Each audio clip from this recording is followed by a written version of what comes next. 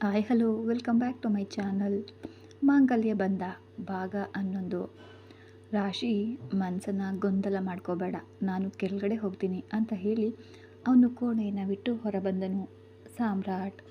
ಕಣ್ಮಣಿಯು ಎದ್ದು ಇತ್ತ ಸ್ನಾನ ಮಾಡಿ ತಯಾರಾಗಿ ಇಂದು ಮೊಟ್ಟ ಮೊದಲ ಬಾರಿಗೆ ತನ್ನ ಗಂಡನಿಗಾಗಿ ಅಡುಗೆ ಮಾಡ್ತಾಯಿದ್ಲು.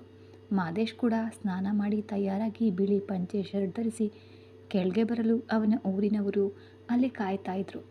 ಅಜ್ಜಿ, ಊರವರೆಲ್ಲ ಒಟ್ಟಿಗೆ ಬಂದಿದ್ದಾರೆ ಅಂತ ಕಣ್ಮಣಿ ಸ್ವಲ್ಪ ಭಯದಿಂದ ಅವಳ ಅಜ್ಜಿಯ ಬಳಿ ಕೇಳಲು, ದೊಡ್ಡ ಮನೆ ಕಡೆಯವರು, ಸುಮ್ಮನೆ ಇದ್ರೇ ಅಲ್ವಾ ಆಶ್ಚರ್ಯ. ನನ್ನ ಮಗ ಏನೋ ಮದುವೆ ಮಾಡ್ಕೊಂಡ್ಬಿಟ್ಟ, ಇದರ ಮೇಲಾದರೂ ಅವನು ಚೆನ್ನಾಗಿರಲಿ ಅನ್ನೋ ಮನಸ್ಸಿಲ್ಲದೆ ಹೆಣ್ಣಿನ ಮನೆಯವರ ಕಡೆಯಿಂದ ನಿನ್ನ ಅಮ್ಮನ ಕೈಯಲ್ಲಿ ದೂರು ಕೊಡಿಸಿ ಪಂಚಾಯಿತಿ ಕರೆದಿದ್ದಾರೆ. ಊರ ದೇವಸ್ಥಾನದಲ್ಲಿ ಪಂಚಾಯಿತಿ 10 ಗಂಟೆಗೆ ಬರಲು ಹೇಳಿದ್ದಾರೆ. ಅದಕ್ಕೆ ಅವರು ಬಂದಿದ್ದಾರೆ. ನಮಗೆ ಬೆಂಬಲವಾಗಿ ನಮ್ಮ ಊರು ಜನ ಬಂದಿದ್ದಾರೆ. 2 ಊರಿಗೂ ಸಾಮಾನ್ಯವಾದ ನಮ್ಮ ಕರುಪ್ಪಸ್ವಾಮಿ ದೇವಸ್ಥಾನದಲ್ಲಿ ಪಂಚಾಯಿತಿ ಅಂತ ಹೇಳಲು ಪ್ರಾಣವೇ ನಡುಗಿ ಹೋಯಿತು ಅವರಿಗೆ. ಮಾದೇಶ, ಅಳಿಮಯ್ಯ ಅವರು ಏನು ಬೇಕಾದರೂ ಮಾಡಲಿ, ಹುಡುಗಿ ನಮ್ಮ ಕಡೆನೇ ಇದ್ದಾಳೆ, ಅದರಿಂದ ಏನು ಸಮಸ್ಯೆ ಇಲ್ಲ. ನಿಮಗೆ ಸಪೋರ್ಟಾಗಿ ನಾವೆಲ್ಲರೂ ಇದ್ದೀವಿ. ಅವರ ಊರಿನವರು ಬರ್ತಾರೆ, ನಮ್ಮ ಊರಿನವರು ಹೋಗೋಣ. ನ್ಯಾಯ ನಮ್ಮ ಕಡೆನೇ ಇದೆ, ಅವರು ಏನು ಮಾಡ್ತಾರೆ ಅಂತ ನೋಡೋಣ. ಆ ಊರಿನ ಹಿರಿಯರು ಮಾದೇಶಂಗೆ ಬೆಂಬಲವಾಗಿ ಮಾತನಾಡ್ತಾಯಿದ್ರು. ಅಂದಾಗ, ಸರಿ ಮಾವ, ನೀವೆಲ್ಲ ಇರೋ ಧೈರ್ಯದಲ್ಲಿ ನಾನು ಕೂಡ ಇದ್ದೀನಿ. ಕಣ್ಮಣಿ ನನ್ನ ಮೇಲೆ ಪ್ರಾಣವನ್ನು ಇಟ್ಟಿದ್ದಾಳೆ. ಕುಟುಂಬದ ಹಗೆತನವನ್ನು ಮನಸ್ಸಿನಲ್ಲಿ ಇಟ್ಕೊಂಡು ನಮ್ಮನ್ನು ಪ್ರತ್ಯೇಕಿಸಲು ನೋಡ್ತಾ ಇದ್ದಾರೆ.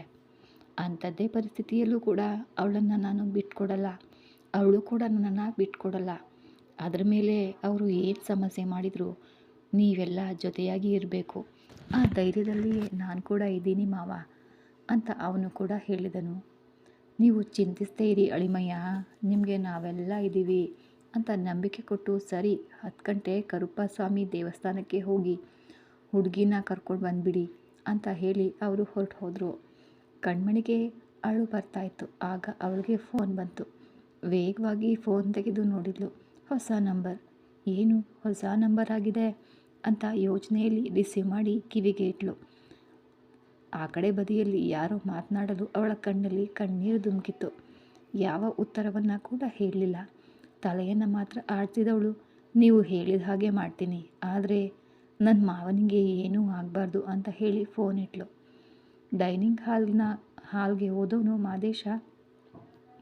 ಅವನ ಅಮ್ಮ ತಿಂಡಿಗಳನ್ನೆಲ್ಲ ತೆಗೆದು ಡೈನಿಂಗ್ ಟೇಬಲ್ ಮೇಲೆ ಇಡಲು, ಅಮ್ಮ ಕಣ್ಮಣಿಯಲ್ಲಿ ಅಂತ ಮಾದೇಶ ಕೇಳ್ದ. ಅವಳೇ ನಿನಗಾಗಿ ಆಸೆಯಿಂದ ಅಡುಗೆ ಮಾಡಿದ್ಲು. ಊರಿನವರೆಲ್ಲ ಮಾತನಾಡಿದ್ರಿಂದ ಅವಳಿಗೆ ಸ್ವಲ್ಪ ಭಯ ಆಗಿರಬೇಕು ಅನಿಸುತ್ತೆ. ಮೇಲೆ ರೂಮ್ಗೆ ಹೋಗಿದ್ದಾಳೆ ಅಂತ ಹೇಳಿದ ಕೂಡಲೇ, ಸರಿನಮ್ಮ, ನಾನು ಹೋಗಿ ಕಣ್ಮಣಿಯನ್ನು ಕರ್ಕೊಂಡು ಬರ್ತೀನಿ ಅಂತ 2 ಹೆಜ್ಜೆ ನಡೆದನು ಮಾದೇಶ. 1 ನಿಮಿಷ ಅಂತ ಅವನ ಅಮ್ಮ ಕರೆದರು. ಏನಮ್ಮ ಅಂತ ಹತ್ತಿರ ಬಂದವನು ಅವನ ಕೈ ಹಿಡಿದು, ಅವನ ಅಮ್ಮ ಮಾದೇಶ ಮನಸ್ಸು ಆತಂಕವಾಗಿದೆ. ತಪ್ಪಾಗಿ ಏನು ನಡೆಯುವ ಹಾಗೆ ಮನಸ್ಸಲ್ಲಿ ಭಯವಾಗ್ತಿದೆ. ಏನೇ ನಡೆದರೂ ಯಾವುದೇ ಪರಿಸ್ಥಿತಿಯಲ್ಲೂ ನೀನು ಕಣ್ಮಣಿಯನ್ನು ಕೈ ಬಿಡಬಾರ್ದು. ಅಮ್ಮನ ಮೇಲೆ ಆಣೆ ಮಾಡ್ತೀಯಾ ಅಂತ ಮೊಟ್ಟ ಮೊದಲ ಬಾರಿಗೆ ತನ್ನ ಮಗನಲ್ಲಿ ಆಣೆಯನ್ನು ಕೇಳಿದ್ಲು ಅವನ ತಾಯಿ ಪಾರ್ವತಿ. ಅಮ್ಮ, ಏನು ಮಾತಾಡ್ತಿದೀಯಾ? ನಿನ್ನ ಮಗನ ಮೇಲೆ ನಿನಗೆ ಇರುವ ನಂಬಿಕೆ ಇಷ್ಟೇನಾ? ನನ್ನ ನಂಬಿ ಬಂದ ಹುಡುಗಿ ಅಮ್ಮ ಅವಳು. ಖಂಡಿತ ಯಾವುದೇ ಪರಿಸ್ಥಿತಿಯಲ್ಲೂ ನಾನು ಕಣ್ಮಣಿಯನ್ನು ಕೈ ಬಿಡಲ್ಲ. ಏಯ್ ನೀಲು, ಏನು ಮಾತಾಡ್ತಿದೀಯಾ? ಹೆಣ್ಮಕ್ಳೆಲ್ಲ ಪಂಚಾಯಿತಿಗೆ ಬರಬಾರ್ದು. ನಿನಗೆ ಗೊತ್ತಿಲ್ವಾ? ದೊಡ್ಡ ಮನೆಯಲ್ಲಿ ದೊಡ್ಡವರೆಲ್ಲ ಹೋಗುವಾಗ ನೀವ್ಯಾರು ಮನೆಯಿಂದ ಆಚೆನೇ ಬರಬಾರ್ದು. ಇದರಲ್ಲಿ ಪಂಚಾಯಿತಿಗೆ ಬರ್ತೀಯ?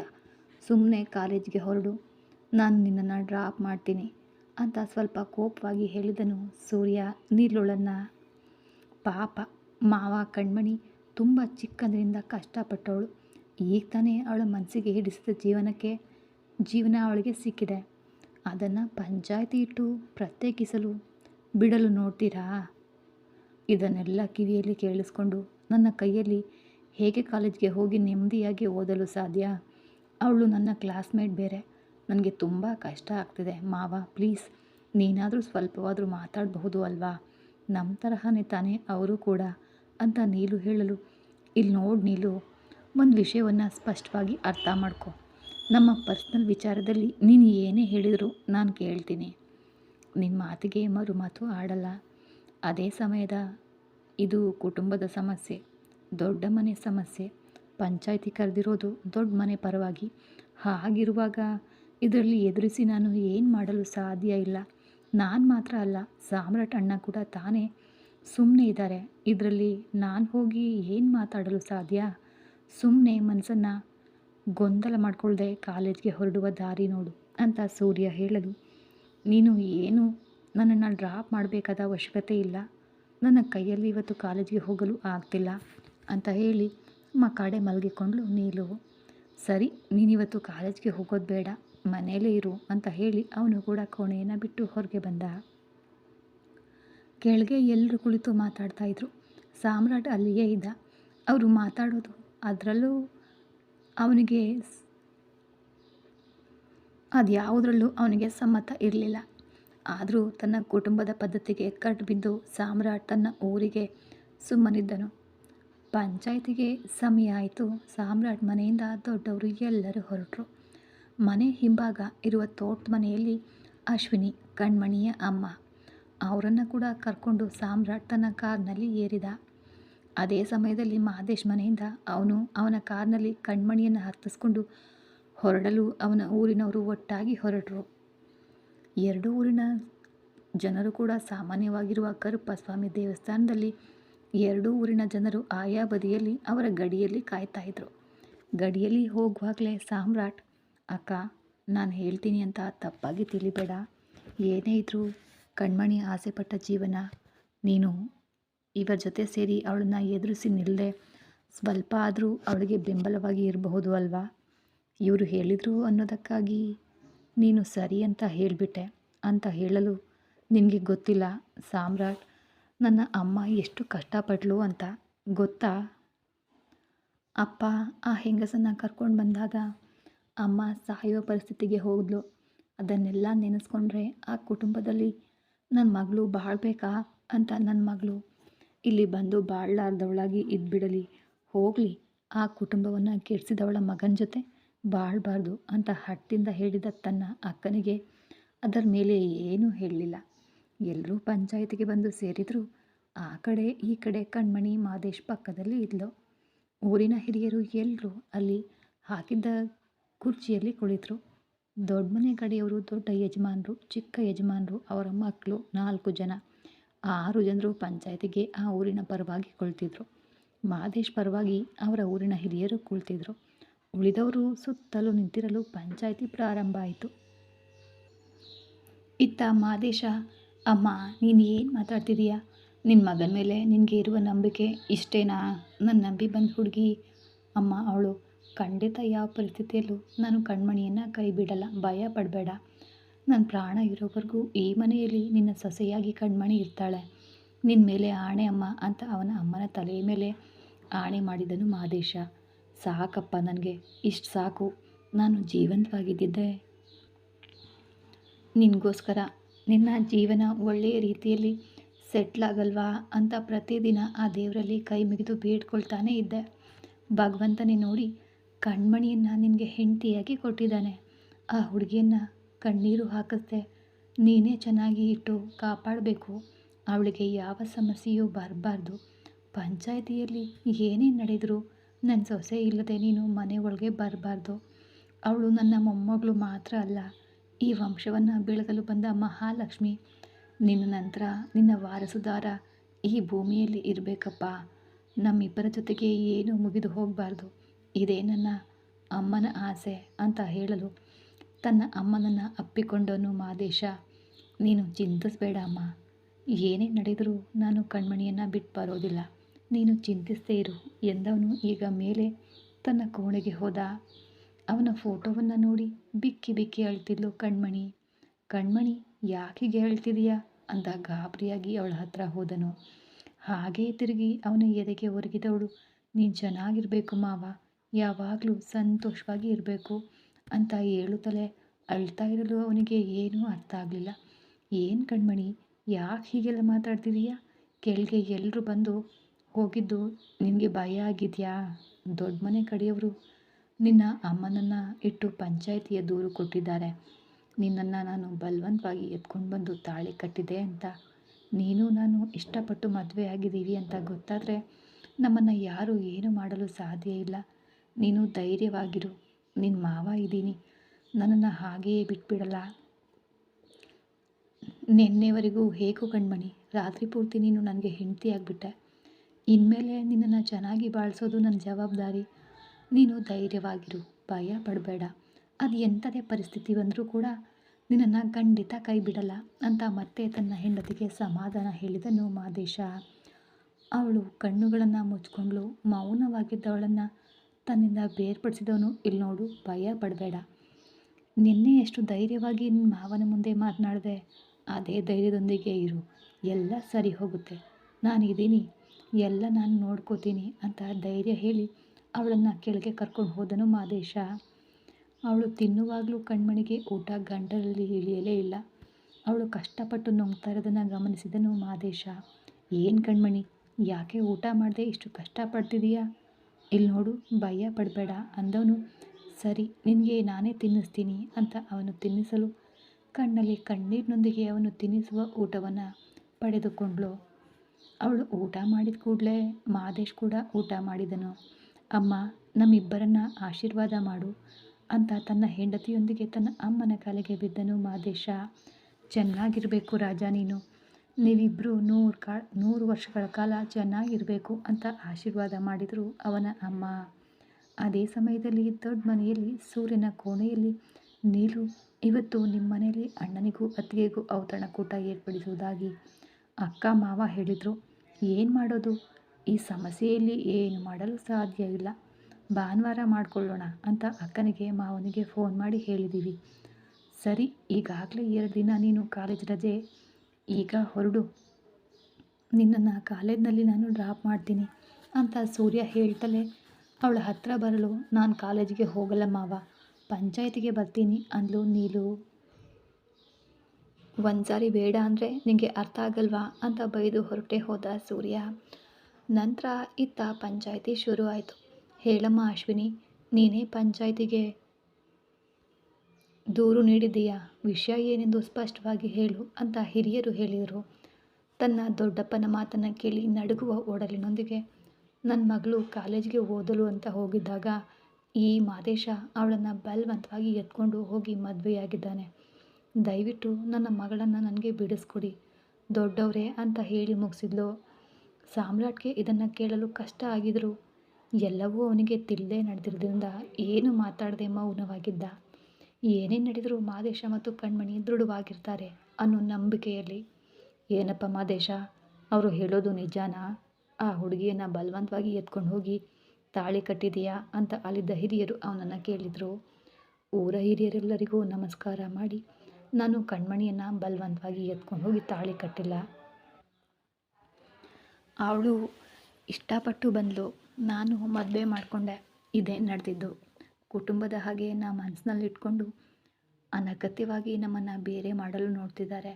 ಊರ ಹಿರಿಯರು ಇದಕ್ಕೆ ಒಂದು ಒಳ್ಳೆಯ ತೀರ್ಪು ಹೇಳಿ, ಇವರಿಂದ ಇನ್ಮುಂದೆ ನಮ್ಮ ಜೀವನದಲ್ಲಿ ಯಾವ ಸಮಸ್ಯೆಯೂ ಬರಬಾರ್ದು ಅಂತ ಹೇಳಿ ಮುಗಿಸಿದನು ಮಾದೇಶ. ಈಗ ಒಬ್ಬೊಬ್ಬರಾಗಿ ಮಾತನಾಡಲೇ ಆರಂಭಿಸಿದರು. ನಮ್ಮನೆ ಹುಡುಗಿಯನ್ನು ಇವನು ಎತ್ಕೊಂಡು ಹೋಗಿಯೇ ತಾಳಿ ಕಟ್ಟಿದ್ದಾನೆ. ಅದು ಚಿಕ್ಕ ಹುಡುಗಿ, ಅದಕ್ಕೆ ಏನು ಗೊತ್ತು? ಬೆದರಿಸಿ ಮದುವೆ ಮಾಡ್ಕೊಂಡಿದ್ದಾನೆ. ನಮ್ಮ ಹುಡುಗಿ ಬೇಕು ಅಂತ ಅಧಿಕಾರದಿಂದ ಹೇಳಿದರು ಮಹೇಶ್. ಸಾಮ್ರಾಟ್ ಮೌನವಾಗಿದ್ದನು. ಸೂರ್ಯನೂ ಮೌನವಾಗಿಯೇ ಇದ್ದ. ಯಾವುದೇ ಸಂದರ್ಭದಲ್ಲೂ ಅವರಿಗೆ ಅನುಕೂಲಕರವಾಗಿ ಇಲ್ಲದೇ ಇದ್ದರೂ ಪ್ರತಿಕೂಲವಾಗಿ ಮಾತನಾಡಬಾರ್ದು ಅನ್ನೋದರಲ್ಲಿ ಸ್ಪಷ್ಟವಾಗಿದ್ದನು ಸಾಮ್ರಾಟ್. ಮಾತುಗಳು ಬೆಳೆದು ಗದ್ದಲ ಹೆಚ್ಚಾಯಿತು. ಏನಯ್ಯ, ಸ್ವಲ್ಪವೂ ಮರ್ಯಾದೆ ಇಲ್ಲದೆ ಬಾಯಿಗೆ ಬಂದಂತೆ ಮಾತಾಡ್ತಿದ್ದೀರಿ? ದೊಡ್ಡವರು ಇದ್ದಾರಲ್ವಾ, ಏನು ನಡೀತು ಅಂತ ನೊಂದ ಹುಡುಗಿಯನ್ನೇ ಕೇಳಿ ಅಂತ ಸೂರ್ಯನ ತಂದೆ ಹೇಳಿದರು. ಮಾದೇಶ್ ಅಲ್ಲಿವರೆಗೂ ಧೈರ್ಯವಾಗಿಯೇ ಇದ್ದನು.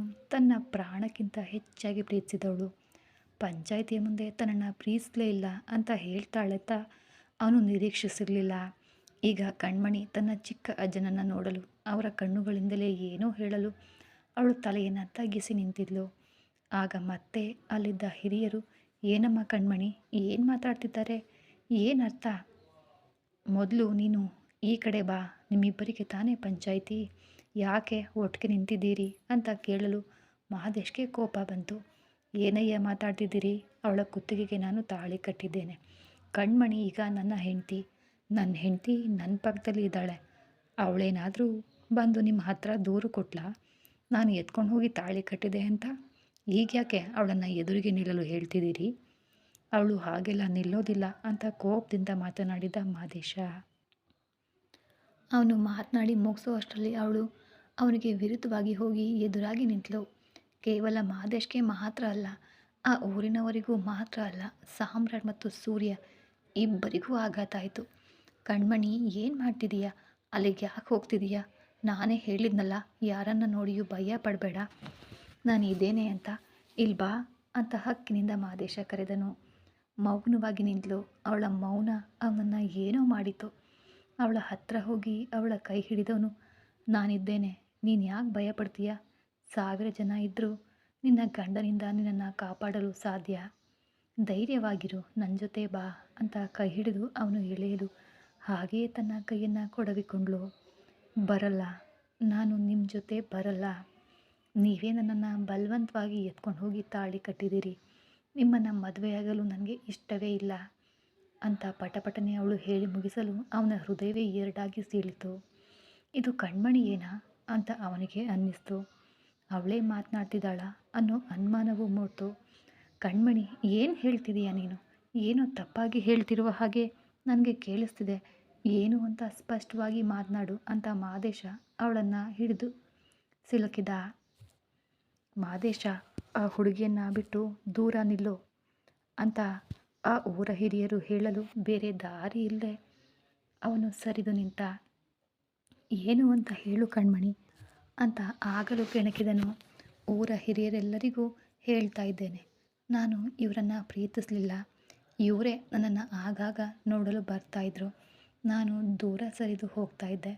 ಕಡೆಗೆ ನೆನ್ನೆ ಎತ್ಕೊಂಡು ಹೋಗಿ ತಾಳಿ ಕಟ್ಟೇ ಬಿಟ್ಟರು.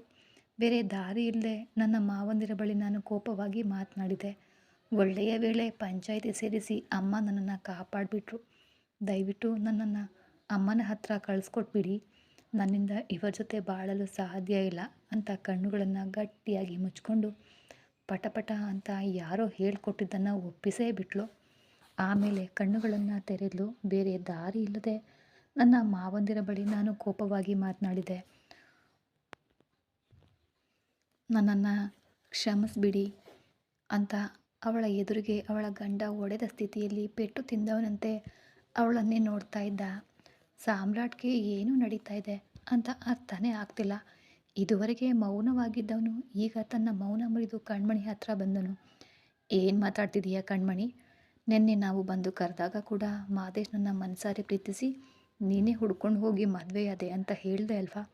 ಈಗೇನಾಯಿತು ಕಣ್ಮಣಿ ಅಂತ ತನ್ನನ್ನು ಮರೆತು ನ್ಯಾಯಕ್ಕಾಗಿ ಅವನು ಮಾತಾಡಲು ಅಲ್ಲಿ ಗಂಭೀರವಾಗಿ ಒಂದು ಧ್ವನಿ ಕೇಳಿಸ್ತು. ಲೇ ಸಾಮ್ರಾಟ್, ಆ ಹುಡುಗಿ ಸರಿಯಾಗೆ ಮಾತಾಡ್ತಿದ್ದಾಳೆ. ನೀನು ಯಾಕೆ ಗೊಂದಲ ಮಾಡ್ತಿದೀಯಾ? ಈ ಕಡೆ ಬಾ ಅಂತ ದೊಡ್ಡ ಯಜಮಾನರು ಹೇಳಲು ಮೌನವಾಗಿ ಹೋಗಿ ಸಾಮ್ರಾಟ್ ನಿಂತ. ಇಲ್ಲಿ ನೋಡು ಕಣ್ಮಣಿ, ಯಾರೋ ನಿನ್ನನ್ನು ಹೆದರಿಸಿದ್ದಾರೆ. ದಯವಿಟ್ಟು ನಿಜ ಹೇಳು, ನಾನು ನಿನ್ನನ್ನು ಎತ್ಕೊಂಡು ಬಂದು ತಾಳಿ ಕಟ್ಟಿದ್ನಾ? ನೀನು ಇಷ್ಟಪಟ್ಟಾನೇ ಬಂದೆ. ನಾನು ಇಲ್ಲದೇ ಇದ್ದರೆ ಪ್ರಾಣ ಬಿಟ್ಬಿಡ್ತೀನಿ ಅಂತ ಹೇಳಿದ್ಯಲ್ಲ ಕಣ್ಮಣಿ. ಈಗ ಯಾಕೆ ಹೀಗೆ ಮಾತಾಡ್ತಿದೀಯಾ? ಇಲ್ಲಿ ನೋಡು, ನಿನ್ನ ಗಂಡ ಕಲ್ಲಿನ ಹಾಗೆ ಮುಂದೆಯೇ ನಿಂತಿದ್ದೇನೆ. ನನ್ನನ್ನು ಮೀರಿ ಯಾರು ನಿನ್ನನ್ನು ಏನು ಮಾಡಲು ಸಾಧ್ಯ ಇಲ್ಲ. ಹೇಳಿದರೆ ಕೇಳು, ಸತ್ಯ ಹೇಳು.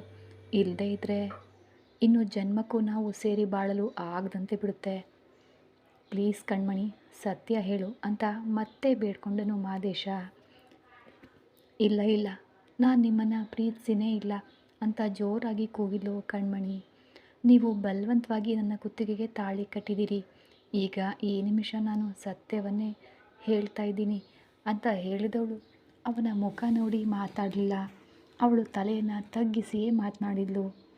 ನನಗೆ ನೋವಾಗ್ತಿದೆ ಕಣ್ಮಣಿ, ಮತ್ತೆ ಮತ್ತೆ ಅದನ್ನೇ ಹೇಳಬೇಡ ಅಂತ ಅವನು ಮತ್ತೆ ಮತ್ತೆ ಬೇಡ್ಕೊಳ್ತಿರುವಾಗ ಅವಳಿಗೂ ಅಷ್ಟೇ ನೋವಾಗ್ತಿತ್ತು. ಇಲ್ಲಿ ನೋಡು ಮಹದೇಶ, ಆ ಹುಡುಗಿ ಧೈರ್ಯವಾಗಿ ಮಾತನಾಡಿದ್ಲು. ಅದಕ್ಕೆ ಮೇಲೆ ನೀನು ಬೆದರಿಸ್ಬೇಡ.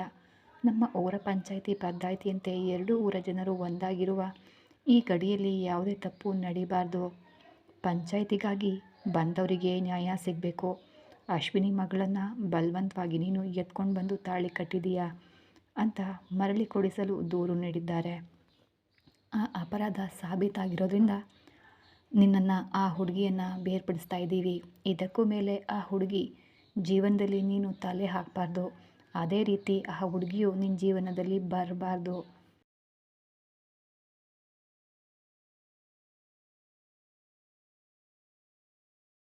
ಕಣ್ಮಣಿ, ಆ ತಾಳಿಯನ್ನು ಬಿಚ್ಚಿ ಅವನ ಬಳಿಯೇ ಕೊಟ್ಬಿಡು ಅಂತ ಆ ಎರಡೂ ಊರಿಗೂ ಸಾಮಾನ್ಯವಾಗಿ ಇಬ್ಬರು ಹಿರಿಯರು ಹೇಳಲು ಮಹಾದೇಶನಿಗೆ ಪ್ರಾಣವೇ ಹೋದಂತಾಯಿತು. ಕಣ್ಮಣಿಗೂ ಅದೇ ಸ್ಥಿತಿ. ಆದರೂ ಸ್ವಲ್ಪವೂ ತಡ ಮಾಡದೆ ಅವನು ಕಟ್ಟಿದ ತಾಳಿಯನ್ನು ಅವನ ಕಣ್ಮುಂದೆಯೇ ಬಿಚ್ಚಿ ಅವನ ಕೈಯಲ್ಲೇ ಕೊಟ್ಟೇ ಬಿಟ್ಲು. ಕಣ್ಮಣಿ, ಈ ಕತೆ ಮುಂದುವರಿಯುವುದು. ಮುಂದೆ ಏನಾಗುತ್ತೆ ಅವರಿಬ್ಬರ ಜೀವನದಲ್ಲಿ ಅಂತ ನೋಡೋಣ. ಅಲ್ಲಿವರೆಗೂ ಧನ್ಯವಾದಗಳು. ಕತೆ ಇಷ್ಟ ಆಗ್ತಾಯಿದ್ರೆ ದಯವಿಟ್ಟು ಲೈಕ್ ಕೊಡೋದನ್ನು ಮರಿಬೇಡಿ.